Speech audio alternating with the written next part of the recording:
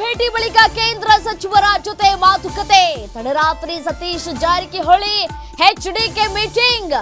ದೆಹಲಿಯಲ್ಲಿ ಸಾಹುಕಾರ್ ದಳಪತಿ dinner politics. ದೆಹಲಿಯ HDK ನಿವಾಸದಲ್ಲಿ ಡಿನ್ನರ್ ಮೀಟಿಂಗ್. ಸತೀಶ್ರನ್ನ ಡಿನ್ನರ್ಗೆ ಆಹ್ವಾನಿಸಿದ್ದ ಎಚ್ಡಿ ಕುಮಾರಸ್ವಾಮಿ.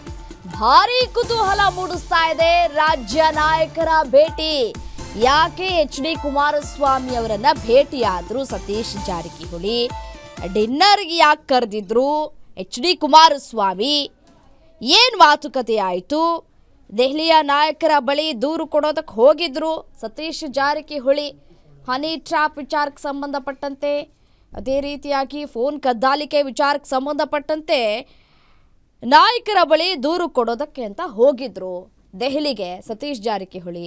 ದೂರು ಕೊಟ್ಟಾದ ನಂತರ ಎಚ್ಡಿ ಕುಮಾರಸ್ವಾಮಿ ಅವರು ಡಿನ್ನರ್ಗೆ ಆಹ್ವಾನವನ್ನು ಕೊಟ್ಟಿದ್ರಂತೆ. ಸೊ ಹಾಗಾಗಿ ಈಗ ಭೇಟಿಯಾಗಿದ್ದಾರೆ. ಯಾಕೆ ಭೇಟಿಯಾದರು ಎಚ್ಡಿ ಕುಮಾರಸ್ವಾಮಿ ಅವರನ್ನು? ಏನು ಮಾತುಕತೆ ಆಯಿತು ಅನ್ನುವಂತಹ ಪ್ರಶ್ನೆಗಳು ಕೂಡ ಇದೀಗ ಉದ್ಭವ ಆಗ್ತಾ ಇದೆ. ಒಂದು ಕಡೆ ರಾಜ್ಯದಲ್ಲಿ ಸಿಎಂ ಕುರ್ಚಿ ವಿಚಾರಕ್ಕೆ ಸಂಬಂಧಪಟ್ಟಂತೆ ಜಟಾಪಟಿಗಳು ನಡೀತಾ ಇದೆ. ನಾವೊಂದು ತಾಮುಂದು ಅಂತ ಹೇಳಿ ರೇಸ್ನಲ್ಲಿದ್ದಾರೆ. D C M D K Shivakumar ಅವರನ್ನು ಕೆಳಗಿಳಿಸಬೇಕು ಅಂತ ಹೇಳಿ ಗತಾಯವಾಗಿ ಸಿ ಎಂ ಬಣ ತಯಾರಿಯನ್ನು ಕೂಡ ಮಾಡಿಕೊಂಡಿದೆ. ಅದರಲ್ಲಿ ವಿಫಲ ಆಗ್ತಾನೇ ಬರ್ತಾ ಇದೆ.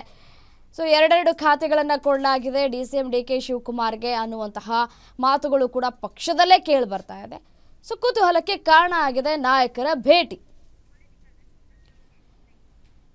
ಮತ್ತಷ್ಟು ಡೀಟೇಲ್ಸ್ ನೀಡ್ತಾ ಹೋಗ್ತಾರೆ ನನ್ನ ಕಲೀಗ್ ದುರ್ಗೇಶ್ ಫೋನ್ ಸಂಪರ್ಕದಲ್ಲಿದ್ದಾರೆ. ಎಸ್ಎನು ದುರ್ಗೇಶ್, ಸತೀಶ್ ಜಾರಕಿಹೊಳಿ ಎಚ್ಡಿ ಕುಮಾರಸ್ವಾಮಿ ಅವರ ಭೇಟಿ ಕುತೂಹಲಕ್ಕೆ ಕಾರಣ ಆಗ್ತಾ ಇದೆ.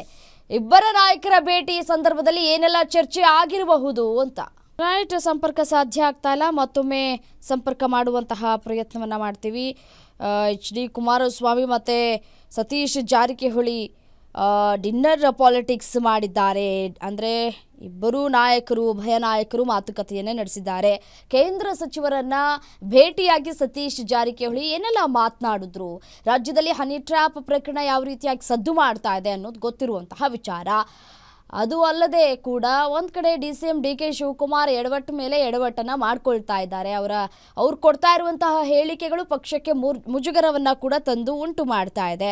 ಸೊ ಹಾಗಾಗಿ ಒಂದು ಕಡೆ ಮುಸ್ಲಿಂ ಮೀಸಲಾತಿ ವಿಚಾರಕ್ಕೆ ಸಂಬಂಧಪಟ್ಟಂತೆ BJP ಕೂಡ ಆಕ್ರೋಶವನ್ನು ವ್ಯಕ್ತಪಡಿಸ್ತಾ ಇದೆ.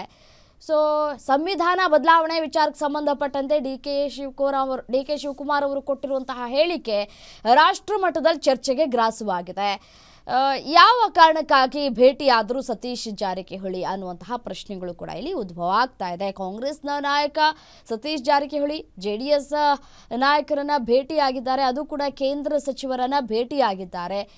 ಏನೆಲ್ಲ ಚರ್ಚೆ ಆಗಿರಬಹುದು ಅನ್ನುವಂತಹ ಪ್ರಶ್ನೆಗಳು ಕೂಡ ಇದೀಗ ಉದ್ಭವ ಆಗ್ತಾ ಇದೆ. ಡೀಟೇಲ್ಸ್ ಕೊಡ್ತಾರೆ ನನ್ನ ಕಲೀಗ್ ದುರ್ಗೇಶ್ ಫೋನು ಸಂಪರ್ಕದಲ್ಲಿದ್ದಾರೆ. ಎಸ್ಸೇನು ದುರ್ಗೇಶ್, ದೆಹಲಿಯಲ್ಲಿ ಸಾಹುಕಾರ್ ದಳಪತಿ ಡಿನ್ನರ್ ಪಾಲಿಟಿಕ್ಸ್ ನಡೀತಾ ಇದೆ ಜೋರಾಗಿ. ಉಭಯ ನಾಯಕರು ಏನೆಲ್ಲ ಚರ್ಚೆ ಮಾಡಿರಬಹುದು ಭೇಟಿಯಾಗಿ ಅಂತ?